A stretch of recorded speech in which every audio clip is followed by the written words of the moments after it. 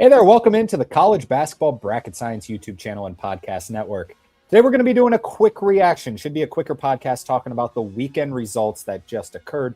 We're recording this on Sunday at 7:30 on the Eastern Coast, so the Oregon game and Gonzaga game is not over. However, I was kind of waiting to record until Gonzaga pulled away as expected, and it did happen there. I believe they're up 12 right now at like the under 12 timeout. So crazier things have happened, but just wanted to give that one a run. So today we're going to be talking about the Saturday results more specifically. We will talk a little bit about Sunday, but Saturday we had a bunch of top 25 matchups. There's also been a bunch of games that really fell under the radar, including Notre Dame losing at home, Arizona State losing at home, Santa Clara lost at home. A lot of bubble teams are losing games that they should not be losing. So we're going to talk about all of those. We're going to dive into a little bit of bracketology, maybe a little bit of seed line talk. Because for those who don't know, on Tuesday, I will be releasing the first bracketology of the season. Now it's, very skewed, obviously, at this point in the season because there's not a big body of work, but it will be our first bracketology episode. So be sure to hit that like and subscribe button and turn on the post notifications so you're coming back for the bracketology. I was planning on doing a live show at like 11 o'clock on Tuesday, but I'm not 100% sure I can make it work because I didn't want to schedule it. So I'm not sure when I'll be. It's just going to be recording because I've got, it's Christmas time. Everyone should be spending time with their families. And I'm actually in the middle of a move too. So want to do it live. That will be in the future though. So once again, turn on those post notifications so you know when we go live so you can hop in the chat and ask your questions because I do want to get more of a conversation type of podcast in the future.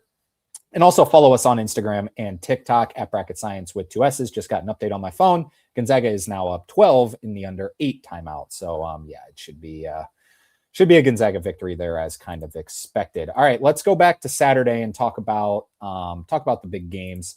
Starting with number 3 Duke losing to number 19 Texas Tech at Madison Square Garden. So Duke fans definitely in the heavy favorite there. Texas Tech comes in and picks up a win that they needed. Let's talk about Texas Tech, and then we'll talk about Duke. JT Toppin, 19 points, 10 rebounds. The big matchup was Toppin versus Boozer in this game that everyone was talking about. Two of the, at worst, 4 best players in college basketball, in my opinion.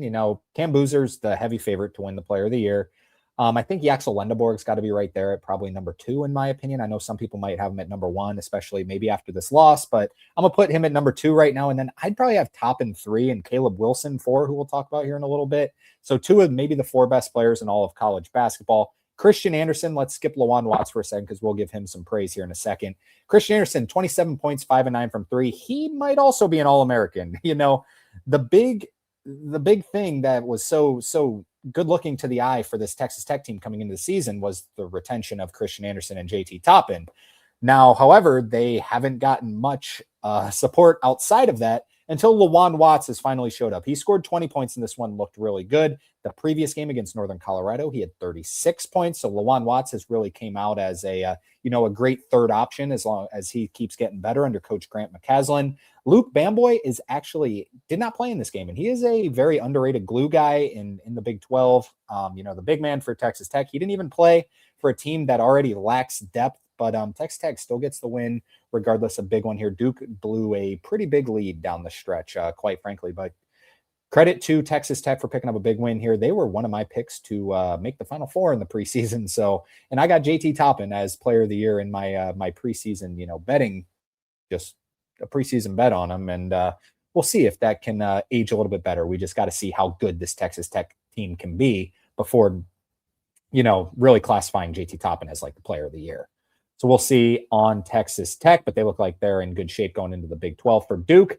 Cam Boozer, 23 points, 8 rebounds, 7 assists. Cam Boozer and his brother Caden Boozer were the only players in double figures for Duke in this game. So, take that as you will. If you think that the backup point guard plus your best player are the only 2 in double figures and you still led big in the second half against Texas Tech, that can be a good sign. However, I'm a little concerned just about the help around Cam Boozer. Now, there's been, a lot of talk about who's the best team in the country. It's been between Michigan, Arizona, and then Duke, Iowa State, and UConn have always kind of been in tier 2. So why was Duke not really considered a top tier by most analysts, including myself? It's because of that. It's because it's Cam Boozer, who we know is going to be great, and then it's just kind of the rest of them. Is Isaiah Evans going to make shots? We know he can make shots, but he can also shoot you out of games. Can Caleb Foster really be a point guard on a national championship team? I personally don't think so. I know last year's team was absolutely incredible. Their ceiling was as high as any team we've seen in a while.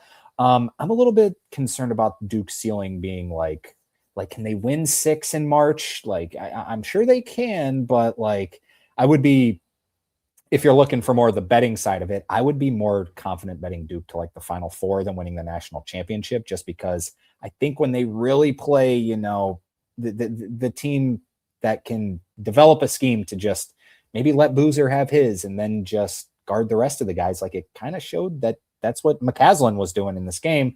Just let Cam Boozer cook and don't let the rest of the guys do it, because Cam Boozer's going to get his either way. So that's just kind of my little concern with Duke. I think they can win the national championship. However, I probably wouldn't put them like top 6 or top 7 to be a team to win the national championship this season. That might be a little bit of a bold take, but that's what I'm gonna go with for the Texas Tech and Duke analyzing that game. All right, number 8 Houston took on number 14 Arkansas. Houston got the job done, 94-85. Emmanuel Sharp had 22 points in this game. Kingston Fleming had 21 points. My big takeaway, if Houston's scoring 94 points, my goodness, I mean, they shot the lights out in this game. They couldn't miss from behind the arc for a while, but that is scary for the rest of the country, because we know what their defensive scheme is going to be. And Arkansas didn't honestly play that bad in this one. Darius Acuff was actually awesome. He had 27 points, 7 assists. Malik Ewan, coming off the bench, had 20 points, 9 rebounds. Trevin Brazile was a non-factor whatsoever, which I kind of just saw coming. Just going against men, quite frankly, I think Trevin Brazile is going to struggle, because I think he's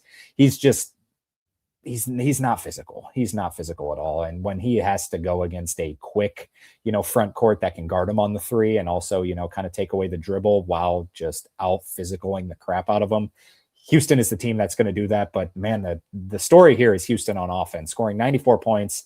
We know their defense is going to be awesome. Maybe they're starting to kick it into shape. They would probably be right now a 3 seed if the season ended today. So Houston as a 3 seed would definitely be a very popular pick to make the make the Final Four. Number 6 Purdue took down number 21 Auburn. This game was played in Indianapolis, 88-60. Purdue. Braden Smith, 14 assists in this one as he continues to track towards Bobby Hurley's. Bobby Hurley having a bad day. Braden Smith has 14 assists the day before to, keep track with your assist record and then lose a bye game today. We'll talk about Bobby Hurley here a little more in a little bit, but Braden Smith continues to be awesome. Purdue, don't forget about Purdue. They're still right there. I know they got drilled at home by Iowa State. I think that was a little bit of a wake-up game. This team is really good. Trey Kaufman-Renn was good in this one. He had 18 points. They still have all the pieces. They were preseason number 1. They're still a national championship threat in my opinion. I think their ceiling is just about as high as anyone else's in the entire country. For Auburn just can't compete with top tier competition, which kind of what I thought coming into the season, because Tahad Pettiford and Keyshawn Hall just felt like a weird fit. And it has been. They've both been good, usually on separate nights, because it's a lot of, here, you take the ball, Keyshawn Hall, and you go ISO. Here, Tahad, you take the ball and you go ISO and shoot a 3. And most of the time you make it. And it works. It's just not real cohesive basketball, in my opinion. It's a little, like I said, your turn, my turn sort of thing. But Purdue picks up a big win there, 88-60. They're, still right there as a national championship threat. Kentucky took down number 22 St. John's, 78-66. Otega Owe, 20 points in this one. But the big story was Jaden Quaintance coming back, returning from his ACL tear. 10 points and 8 rebounds in 18 minutes. And my goodness, he looked the part. He looked really good in this game. For St. John's, they're hanging on. I believe they wouldn't be outside of the tournament if the season ended right now. St. John's, I thought, can kind of hang with anyone. They hung with Iowa State. They almost, they were right there with Iowa State. They just haven't picked up any wins that they needed. They've dug themselves a little bit of a hole. And the worst thing about digging yourself in a hole when you're St. John's is you have to go through the Big East, which is terrible this year. The Big East is not a good conference at all this year. You're looking at a max of probably 4 bids. If everything goes right for the Big East, I would say it's probably closer to 2 than it is 4. Now, the bids are going to have to come from somewhere. So I would say the right pick is 3. UConn's going to get a bid. St. John's looks like they're a team that you include in that conversation to get a bid. And then, I think right now it's probably Seton Hall, and Villanova is right there as well. Villanova and Seton Hall actually play later in the week. That's going to be a fun one. Like, who's the third, maybe second best team in the Big East. So, maybe 4, maybe you're leaning towards 4 with Villanova, because we'll talk about them here a little bit later. But yeah, we'll see about St. John's. They've dug themselves a little bit of a hole. Dylan Darling has pretty much played himself out of the lineup. He only played 8 minutes in this game, so that should kind of tell you that that little that didn't work. So Kentucky picks up a huge win. Though the story here is Kentucky. Maybe the story is St. John's, but Kentucky, with Jaden Quaintance back, with Jalen Lowe healthy, looks like a much better team. Kentucky fans have finally, turned off the gas a little bit, as they're not as angry anymore after this big win, with Mark Pope coaching against his former coach. The second game of the CBS Sports Classic, number 12, North Carolina takes down Ohio State 71-70. Ohio State had it. Ohio State had the game in his hands. They had the ball up 1 with 9 seconds left. And late game coaching, that's usually what separates good coaches from just okay coaches. And that's what happened in this game. John Mobley, they had a timeout. John Mobley threw it up in the air. It was a bad pass. It got tipped to Christoph Tilley. Christoph Tilley then turned it over. It's like, oh my God, that's just, Ohio State had it. They just couldn't close it out. And, it looked like they pressed the panic button, like they hadn't been through that in practice before. And we actually saw this earlier in the season with the game against Pitt. But North Carolina, Caleb Wilson, like I said, probably top 4 player in the sport right now, 20 points, 15 rebounds. Henry Vasar, his, mate in the backcourt, 17 points, 10 rebounds. They are both awesome. This team's really fun. North Carolina, they're probably looking at about a 3 or 4 seed right now. If that's probably what you'll see them in our bracketology. Ohio State, no high level wins. They're right on the bubble right now. They're gonna have to have a pretty good Big Ten play to make the NCAA tournament. All right, we'll go through these ones a little bit quicker, since they were just a little bit of they weren't as high level of games. Still good games. Stanford did beat Colorado 77-68. Kyle Smith's got a pretty decent squad at Stanford this year. I'm not even going to say that. I'm not even going to say they got a real decent squad. I think they just have Kyle Smith, who's a really good coach. Both teams somewhere on the bubble. Creighton drills Marquette. Marquette sucks. That's the only way to put it. They're horrible. Creighton gets the job done. They're also on the bubble. Creighton, they dug themselves a big hole and then have looked better as of late. But this win might age a little bit worse and worse, because Marquette is just awful, and people are realizing that. Xavier beats Georgetown 80-77 at Georgetown. Big win for Xavier after getting drilled by Creighton, coming back and picking up a win. And then Ed Cooley throws a water bottle and it hits a fan, ends up getting suspended for a game he won't coach against. What is it? Alcorn State or Coppin State, one of them in their next game. It's not going to matter. But yeah, Xavier picks up a big win, and Ed Cooley chucks water bottles after a pretty disappointing start to the season. After, the real early start to the season was real good for Georgetown. Now it's gotten bad, and they're, right around the 100 mark at KenPom. Speaking of going bad, Memphis is now 4-7 on the season. Mississippi State is not good either, and they still beat Memphis. I thought this was a good spot for Memphis. Mississippi State gets the job done. Penny Hardaway is, we'll see what they're going to do there. San Diego State played number 1 Arizona. It was close at half, and then San Diego State scores 18 points in the second half. They had 0 players in double figures. In fact, their leading scorer had 8 points, which was Reese Waters. San Diego State cannot score the basketball. For Arizona, Mo Krivas and Toby Awaka had 28 rebounds combined. The best front court in the country between Arizona and Michigan and probably North Carolina. Those are your 3. Arizona is definitely the favorite right now in just terms of pure bigs. But, I mean, Michigan's right there. They're awesome as well. Morris Johnson and, Yaxel Lendeborg, obviously, and Ade Mara looks great. But, yeah, this duo right here of Krivas and Awaka, just about as good as you'll find in the country. Arizona continues to be a juggernaut. San Diego State, I don't know what's going on with them. They're not good. They don't probably have a chance at an at-large this entire, they were a team when I was doing my bubble. I've started doing it and researching and doing everything. San Diego State is not even close to being in consideration. They have dug themselves a tremendous hole. And they're probably going to have to win the Mountain West tournament this season, which is weird to say for a team that I had ranked in the top 25 coming into the season. I thought it's a good roster. Something's just not working. The offense just is not there. Sticking in the Mountain West, Colorado State went to Utah State and got drilled 100-58.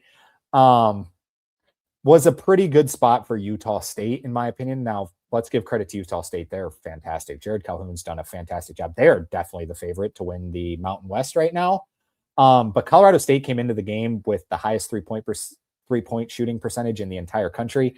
They were due for a little bit of regression. We talked about that on the last podcast. Will this be the game, and Utah State just gave it to them. It was ugly. 100-58. This game was over before it even started pretty much. And they pick up a big win there. Utah State comfortably, probably an at-large. They're in at-large territory right now. They would be an at-large team if the season ended right now, but they're comfortably the favorite to win the Mountain West right now, in my opinion. Northwestern lost to Butler in a very bubbly game here. Butler 61, Northwestern 58. I have Butler as like hovering between the last team in, first team out. So they're right there. Funny enough, Butler and Ohio State, maybe the two bubbliest teams. Butler's coach, Thad Matta, was, a very famous coach at Ohio State. Northwestern has played a ton of close games, just hasn't won a bunch of them. But Butler gets the job done there. Big win for the Big East there. Maybe 5-bid Big East. I don't know. Right now, I do have 5 teams in, but like I said, there's just so many landmines in the Big East this year where you're probably going to drop a few that you shouldn't drop, and it's they don't have quad 1 opportunities every week like the Big 12, Big 10, and SEC are going to have. Even the ACC has been a lot better, but the Big East is not in great shape this year. But this was a good one for their hopes at getting most teams. Liberty wins at Dayton. Ooh, bye game for Dayton. Loses to a good Liberty team. We saw Liberty. Who'd they just get drilled by? Where it was like, ugh, they just got drilled by someone. I can't remember. But Dayton looked like a sneaky at-large team as well. They were right in the conversation. You can't drop this one. This is probably quad 2/quad 3 loss. Not good there. A weird good win for the A-10. Loyola Chicago, who has been horrible. Absolutely horrible. Wins at Santa Clara 80-78. I don't know where this came from, but Santa Clara is like a legit bubble team this season. There was hopes of 3-bid WCC. Yikes. This is a tough one for Santa Clara, losing to a Loyola Chicago team that's like, they were right around like 300 in KenPom going into this game. I don't know. Maybe no, this Loyola Chicago team's not good. I thought they were going to be good, but they're not good. So tough loss there for Santa Clara. Number 23, Virginia beats Maryland 80-72. Game just kind of flew under the radar. Virginia is really good. They are ranked, as you can see. They're 23rd. They're really good. Don't sleep on Virginia this year. Nevada beats Boise State 81-66. I don't know what to think about either of these two teams. I think Boise State is better than Nevada, quite frankly, at least in terms of resume status. But neither team are going to be in the tournament as of right now, at least in my opinion, for our bracketology. In fact, I don't think it's even like close for either of these teams, quite frankly, but they'll be on the bubble all season, as you would kind of expect. Greg Kampe and Tom Izzo match off, the two best friends in the state of Michigan. Michigan State does get the better of Oakland, 79-70. Then Virginia Tech escapes Elon 82-81 in overtime. Virginia Tech, they're a team that is also very bubbly. There is a legit chance that Virginia Tech is an NCAA tournament team. So keep an eye on Virginia Tech there. Now let's move on to Sunday just quickly. Number 13, Vanderbilt. Maybe they are the best team in the SEC. Arkansas loses. Alabama played today. They looked fine. Vanderbilt dominates at Wake Forest 98-67. They're still undefeated. They're one of the best teams in the SEC, maybe the best team in the SEC. I do have the score of Gonzaga and Oregon at 0-0, as you can see on this graphic, because the game is not over yet. In fact, I will give you a live update on the score. It is 82-71 with 4 minutes left. Gonzaga is leading. So, 82-71. Gonzaga would expect them to get the job done in that one. Number 5, UConn won at DePaul 72-54. It was a little closer than this score indicates, but UConn gets the job done. They are fantastic. Number 16, Alabama beats Kennesaw State 92-81. No surprise there. Now let's talk about a few questionable. Actually, let's go to the top, and then we'll talk about a few questionable losses. Ole Miss loses to NC State 76-62. Ole Miss is bad. They got some problems there this year. NC State just kind of right there on the bubble as well. Cincinnati loses to Clemson 68-65. I can't believe the score was this close. It was 21-3 when I turned this game on earlier today. Clemson was winning the game 21-3. It was 38-18 at halftime. I turned the game off after that. I'm like, I can't watch Cincinnati's offense anymore. And then it ended up being a somewhat close game. So not quite sure what happened there, but I refuse to give Cincinnati any more of my eyesight, quite frankly, because they are so rough to watch. Clemson, I would have them in the tournament as of right now, probably looking at an 8 or 9 seed, I would think, maybe 10. They get off to what other game was it where they got off to a bit? It was the BYU game. They had a huge lead and then really blew it in the second half. It's kind of same thing here. So a little bit concerning there, but they're well coached as we know with Brad Brownell. So I think they'll be fine. Pitt wins against Penn State. This is a neutral site game, 80-46. I think Penn State might be the worst team of the Big Ten. They are terrible. Pitt is not great either, but they looked pretty good in this one. And we mentioned they had the win against Ohio State. Maybe Pitt's a little bit scrappy. All right, the two games that it's like, come on, you can't lose these. Notre Dame was like, I looked at Notre Dame's resume forever as like, can I get them in the tournament? Not quite yet. They, quite frankly, they every season it's like they have a chance to be a team that will make you think that they're better than what they are. They end up losing the game though to Purdue Fort Wayne, and they're not going to be on the bubble anymore. Quite frankly, they're just thrown off of it. They're going to have a really good ACC play. Oregon State beats Arizona State. Arizona State was right there. I think I had them in the tournament when I did just my little rough draft bracketology earlier this morning, actually on Sunday. And now you lose a game at home to Oregon State. Bobby Hurley, what are we doing? This is a bad one. So Notre Dame, Arizona State, throw Santa Clara in there. Bad losses, really bad losses. All right, just quickly, the games for this week. We're going to talk about two games. There's one game on Monday. It's Missouri and number 18, Illinois. This game's at 8 o'clock on FS1. Illinois is favored by 8.5 in that one.